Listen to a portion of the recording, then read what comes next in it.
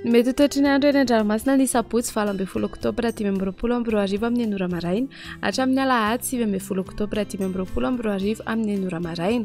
Ikorotana ny toetry ny andro any an-dranomasina ny amin'ny morontsiraka afovoany andrefana, atsimo andrefana, atsimo atsinana nosy noho ny alin-drano avy atsimo andrefana, tombanana tratra 3 hatramin'ny 4.5 metatra ny avon'ny onja, manomboka ny zoma 17 Octobre tolakandro, ny eo anelanelany morombe sy tolaniaro, manomboka raha ampitso 20 Octobre vao maraina kosa, morontsiraka mena be sy atsimo atsinanana, mandifafy any ambany miloko mena amin'ny avon'ny alin-drano, ny eo morombe hatrany tolaniaro, miloko mavo, morontsiraka mena be sy atsimo atsinanana, entanina ny rehetra anaraka tsy tapaka ny toromarika atolotry ny tompon'andraikitra eny ifotony.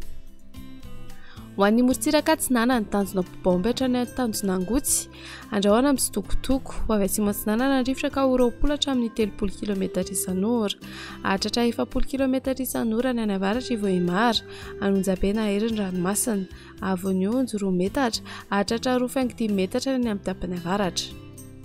Tanjona angotsy hatrany manoro, andrahoana mety arahin'orana malefaka ny vao maraina, ho avy atsimo atsinanana andrifotra ka ho 20 km isan'ora, adiny mpanonjana anonjam-peny ranomasina, avon'ny onja 1 hatramin'ny 2.5 metatra. Manoratra ny tolaniaro, anorana tandrifin-drahona, ho avy atsimo atsinanana na atsinanana andrifotra ka ho 20 hatramin'ny 30 km isan'ora, hahatratra 40 km isan'ora indraindray, anonjam-pena herin'ny ranomasina, avon'ny onja 2.5 hatramin'ny 2 metatra, hahatratra 2.5 hatramin'ny 3 metatra ny amin'ny tapany atsimo noho ny alin-drano avy atsimo andrefana. Tolaniaratra ny amin'ny tanjona vohimena, andrahoana mahalana, ho avy atsinanana andrivotra ka ho 30 hatramin'ny 40 km isan'ora, hahatratra 15 km isan'ora indraindray, anonjam-pena herin'ny ranomasina, avon'ny onja 2 hatramin'ny 3 metatra, hahatratra 4 metatra indraindray, isy alin-drano avy atsimo na atsimo andrefana. Ho an'ny morontsiraka andrefana, tanjona vohimena hatrany amin'ny tanjona ankapo, andrahoana vitsy, ho avy atsimo na atsimo atsinanana andrifotra ka ho 30 hatramin'ny 15 km isan'ora, hahatratra 15 km isan'ora ny alina, anonjam-pena herin'ny ranomasina, avon'ny onja 2 hatramin'ny 3 metatra, hahatratra 3.5 hatramin'ny 4 metatra indraindray, isy alin-drano avy atsimo andrefana.